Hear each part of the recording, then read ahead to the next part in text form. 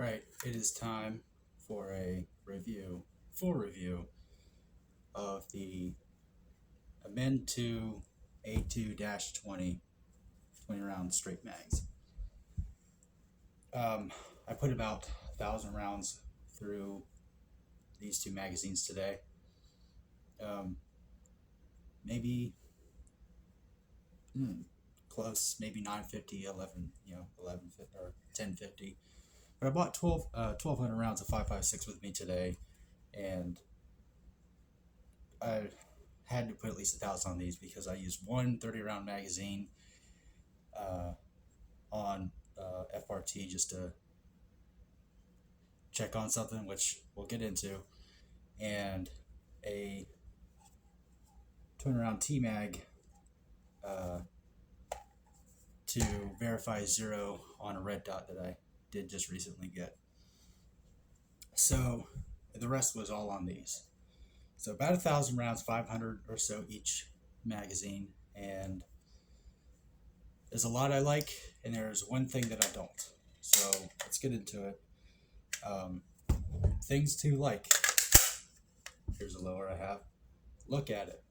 It does look awesome. 20 round straight mags just are aesthetically pleasing. They are reliable for the most part. I did not have more than a couple malfunctions. I had 3. 2 with this magazine and 1 with the other one. They are numbered. This is 1, the other one is 2. All my mags are numbered. This is 3. I think this is 3. Yeah, it's 3. And then this one is 8. So I think I have 9 range mags. I have 4 30-round mags, and I believe 5 20-round? Yeah, 5 20-round magazines. So, I mean, I also have 10 30-round P-mags that are loaded in a chest rig with 77 grain, but I don't shoot that. That stays in the closet over there in the chest rig in case the day trademark happens.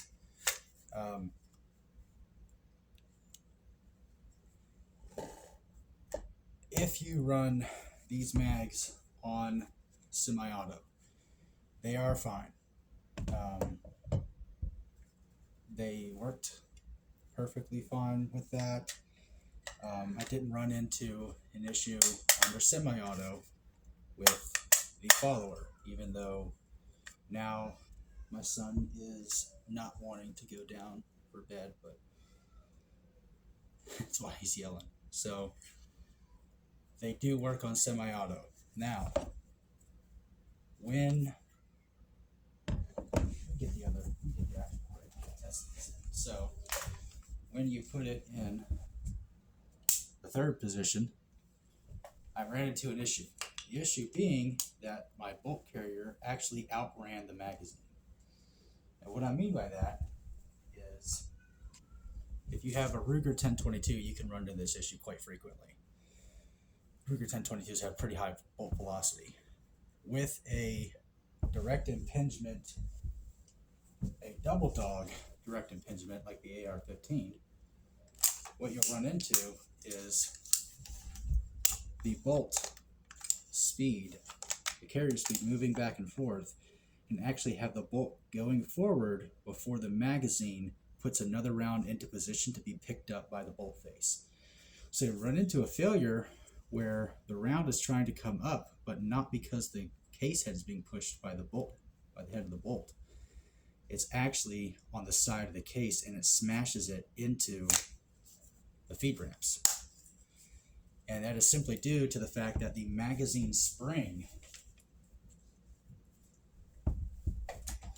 is not substantial enough to get that round up fast enough in front of the bolt carrier. There have been many guns that have been famous for issues like this, like the Zip 22. That gun is infamous for the bolt velocity being so high that it just closes before a Ruger 1022 mag will just feed another cartridge into place.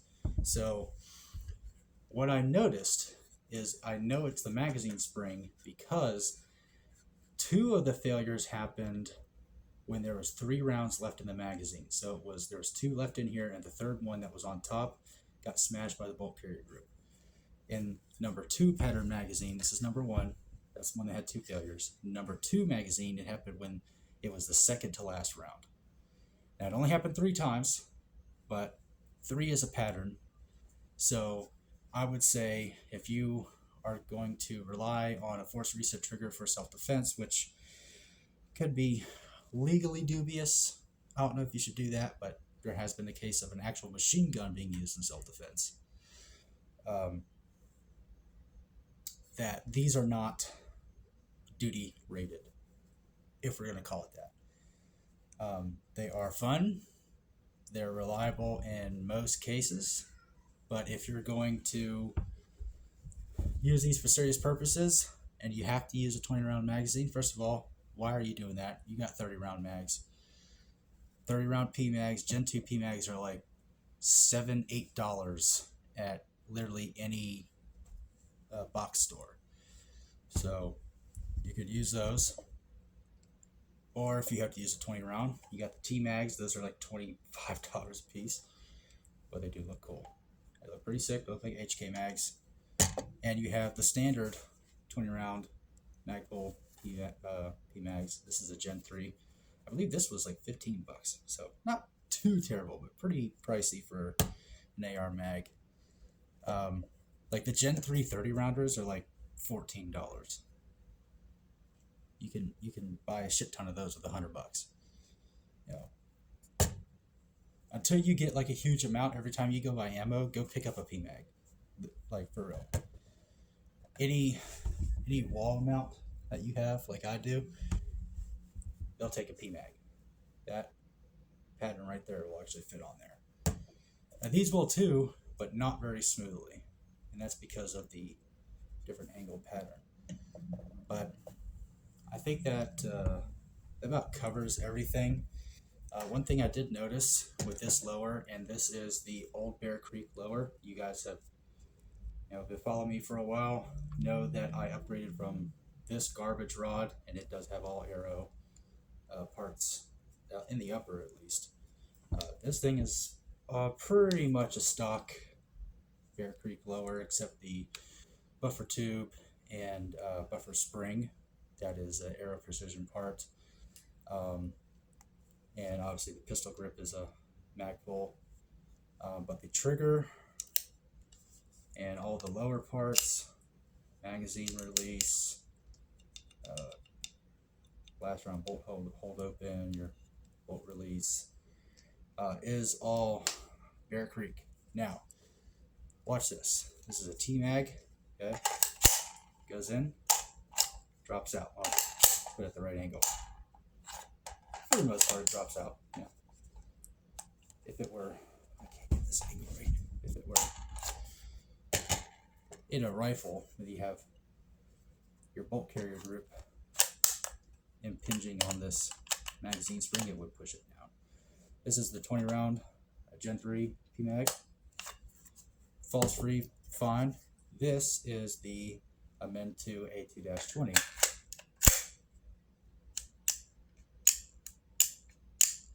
It does not fall away. It's actually a little tight. I don't know what that's about. Maybe these little nubs here are a little bit bigger. I'm not sure, but keep that in mind. This lower could also have an issue. It is a very, very cheap lower, but I mean, lower is a lower until you get to like super expensive stuff. But if the PMags are working just fine, you would think that this should work in the same way, but it doesn't. You have to pull it out. Now that is not the case with the CMMG Mark IV. This goes in, pops it out. Very nice. ejects it just fine. Does the same thing with the T-mags. Shoots them out of there. By the way, so if you run out of ammunition, you have a CMG Mark IV, you can just shoot the magazine at them. Now, that is almost definitely a result of a large difference in quality. This is a solid mid-tier option. I have never claimed that this is premium, like a lot of BCM guys. This is on par with BCM. As much as you BCM guys want to say that, you have the same qualities as Geisley, you don't. This is a BCM equivalent, same market tier, $800 to $1,200. Lowers cost these companies nothing to make. They're very easy. It is a lot of the cost is in the upper, your barrel, your gas tube, your adjustable gas block.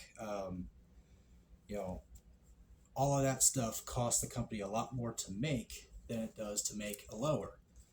A lot of these lowers aren't even made by these companies. They just purchase them, and then if they have to, fix anything on them or mill them or finish them out, they'll do that, but that doesn't cost them that much money.